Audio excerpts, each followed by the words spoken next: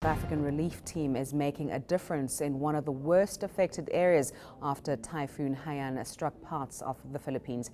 Rescue SA volunteers have already treated around 500 people.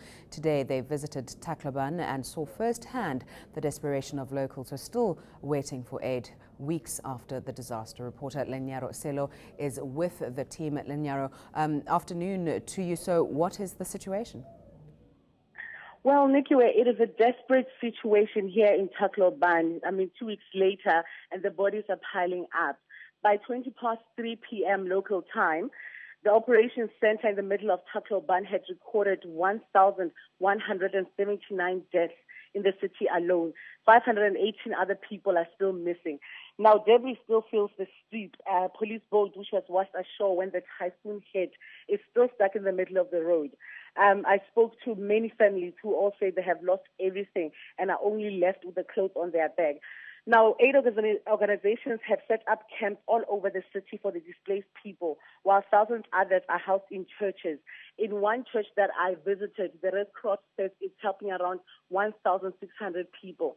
But, Nikki, the numbers of the dead people are expected to increase in the next few days as recovery operations continue.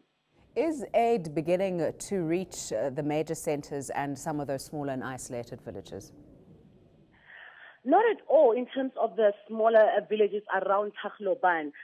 This morning we drove from Abayong, which is about 60 kilometers away, and that's where Rescue South Africa is stationed. And we passed roughly about 10 towns and villages, and hundreds of people were lining the streets asking for assistance. They were holding boards, that read, "Help us." No food, no water, no medicine. And that's because aid has not reached them. When Rescue South Africa arrived in Abayong, that was about 3 days ago, it was the only organization present in the area. Now, 3 days later, they've treated over 500 people, and that's with 4 doctors, and they've performed surgical procedures. Now, people who have arrived at the clinic were injured people who were injured during the typhoon. Their wounds were infected. So you can imagine now all those towns that have not received help, people are getting worse and worse and worse. Some towns, they don't even have food. Aid has not even been there.